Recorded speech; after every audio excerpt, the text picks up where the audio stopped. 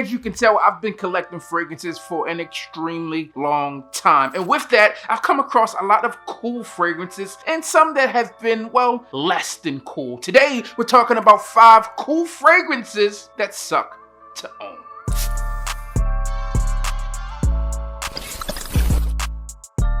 Now, before we hop into today's video, I want to say that if this is your second time here, then what are you waiting for? Make sure you hit the subscribe button. Also, hit that bell icon so you can be notified when I'm back with another banger.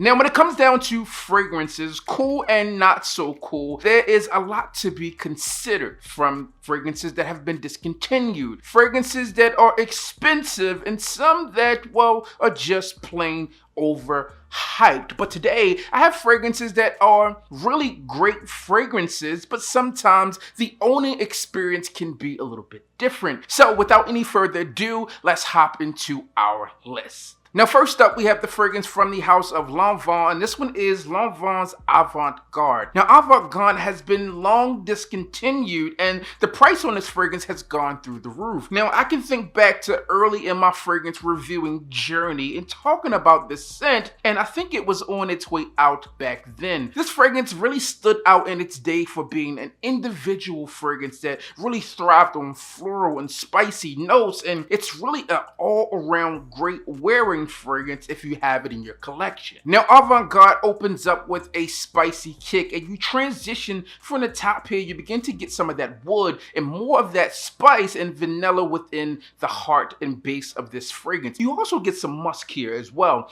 Now, Avantgarde in itself is a fragrance that challenges the norms of how fragrances are worn today, which is something that I think I really enjoy. Well, I know I really enjoy. Maybe you will enjoy if you had this one in your collection, but this also is a bit avant-garde in itself. Now, although the presentation on my bottle is all messed up, this fragrance really screams bold and individuality from its onset. It's almost like going into an art gallery. Now, I talked about how great this fragrance smells, but the downside of this fragrance, it's limited availability. Now, this fragrance has been discontinued. Therefore, if you're looking for this OG fragrance, it's going to be hard to find or extremely expensive versus what this fragrance was worth back in the day. So therefore, you are limiting the times that you are wearing this fragrance to try to make up for not having this fragrance around anymore. So it's a very cool fragrance that if you wear this fragrance, you're gonna get tons of compliments with it, but because it's not available anymore, at least at the regular traditional price, it makes it less than desirable to wear because you do not want to have to re-up on this scent. Overall, it's a cool fragrance, but because of those things mentioned, it sucks.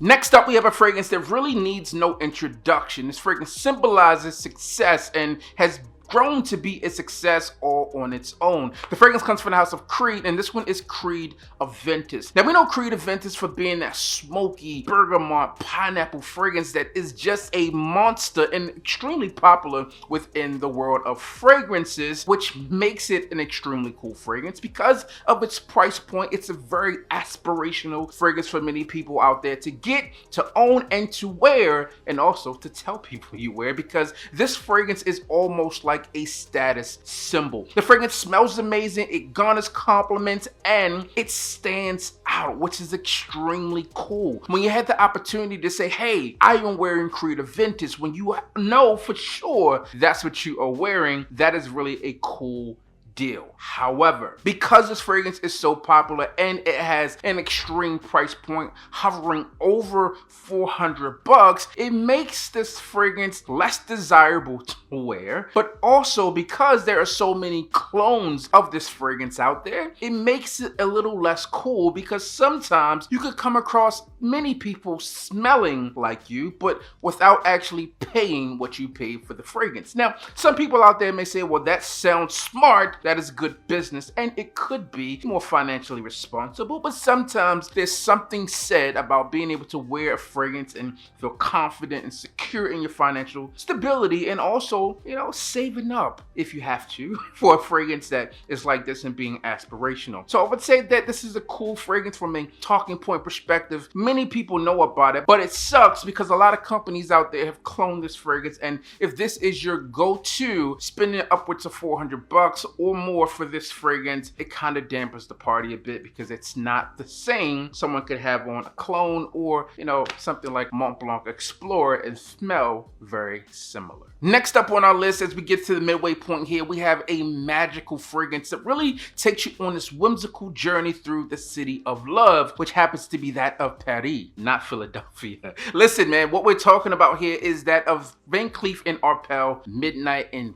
Paris. This fragrance looks amazing from its presentation, as well as how this fragrance smells is top tier. Now, if we're talking about cool fragrances, then this bottle has to be brought into the conversation because the bottle in itself looks like you're looking at the midnight sky with stars just twinkling there as well. This is a really cool presentation. It feels good in the hand, and when you think of a brand like Van Cleef & Arpels, then you know that there's nothing but quality there.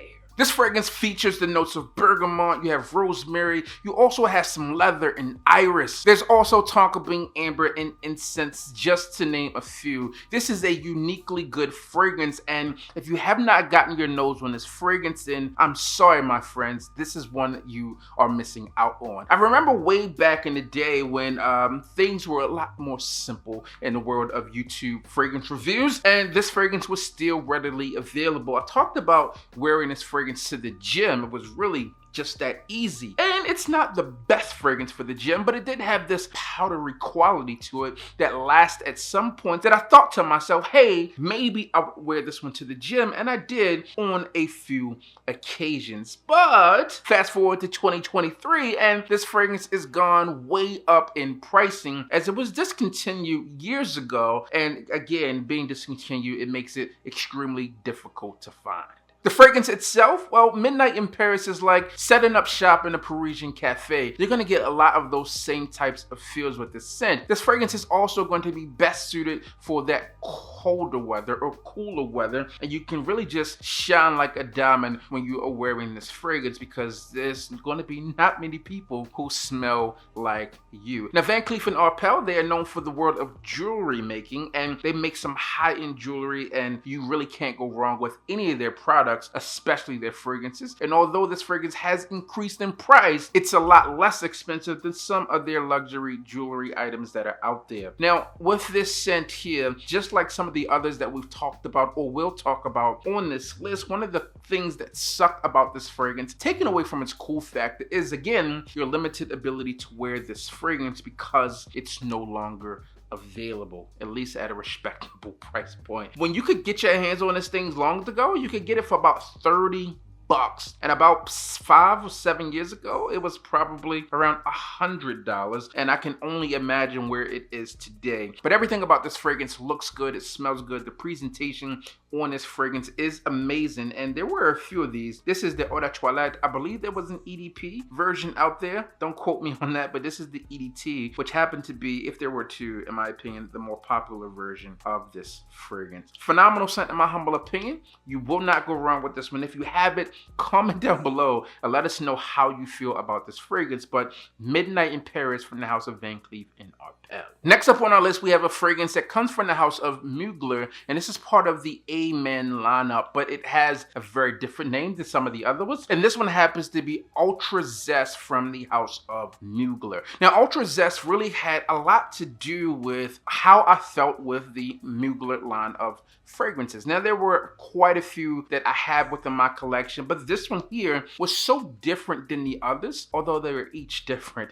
I felt that this one really stood out on its own. Years ago, this fragrance could be picked up for $300, which is crazy. See, seeing that this fragrance was originally released for about 90 or 95 bucks, depending on when you pick this fragrance up. Now, Mugler's Ultra Zest is one that is bright. It's a zesty fragrance, but it's also very creamy. And it takes the note of orange brought in with the vanilla and the patchouli that you would get from the entire line of Amen fragrances. It really makes it almost like this orange creamsicle that is just overall not quite to die for, but it is up there. This fragrance is one that I would traditionally put in my spring and summer videos, but because it's no longer available, again, it makes it more challenging for me to do so. But when I am able to wear this fragrance, I guess I'm always able to wear it. When I do wear this fragrance, I wear this fragrance with confidence, knowing that there's not going to be many others that I come across that smell like this. In fact, there probably won't be anyone that I come across that smells like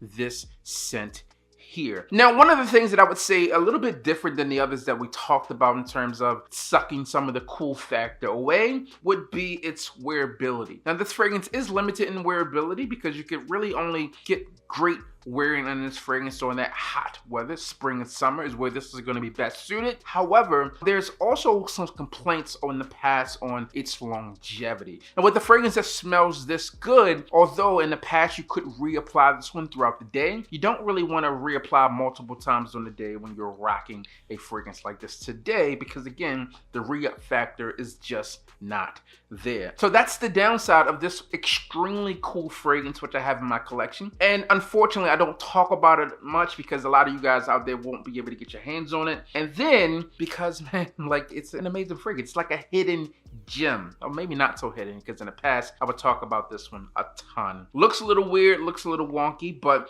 all in, you have an amazing smelling fragrance that you really won't go wrong with when wearing. Again, just the downside happens to be the performance. So suck some of the cool factor away, but there you have it, Mugler's Ultra Zest. And the final fragrance on my list today of cool fragrances that suck to own comes from the house of Barbados, and this one takes you on a galactic journey. And some of you may know where I'm going with this fragrance. The fragrance comes, as I mentioned, from the house of Barbados, and this is done with a Travis Scott, and this one happens to be Space Rage. Now, Space Rage is an extremely cool looking bottle, probably the most cool looking fragrance from the house of Barbados, where you have this blue and purple gradient that gives you that space feel. It also is said to, at launch of this fragrance, to feature space notes. I don't remember quite what those were, but it was a good marketing ploy with this fragrance all in. Now, there were some people out there who were not huge fans of this fragrance, but I'll tell you exactly what takes the cool factor away from this fragrance. Now,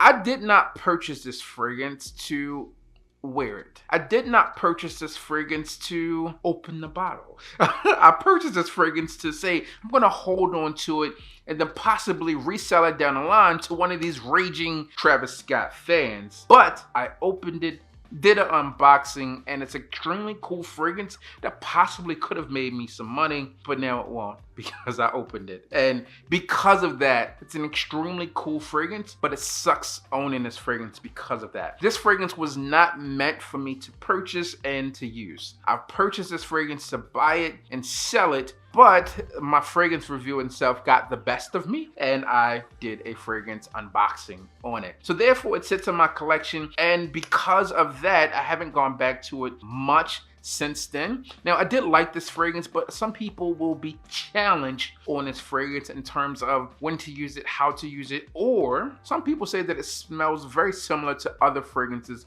within the Barbados lineup. Now, Travis Scott fragrances, Travis Scott shoes, Travis Scott McDonald's meals, whatever it is, they really do, boom, sell out and do wonders. And I looked to capitalize on it, and I did not. So therefore, that sucks. Now, if you want to know when to wear this fragrance, it's going to be best done in the colder weather, that cooler weather. Fall, winter is going to be your best time to wear this fragrance. Within this bottle, the notes contain incense, oak moss, juniper berries, patchouli, sage, incense, if I didn't already say that. There's a lot going on within this fragrance, but nonetheless, it's an extremely cool fragrance from this presentation to the way this fragrance smells. But again, it was not what I was originally purchasing this fragrance for. So there you have it. Those are 5 cool fragrances that I have within my collection that suck to own. Let me know of any fragrances in your collection that you really do enjoy, you think others would find to be cool, but the ownership experience is, well, less than favorable.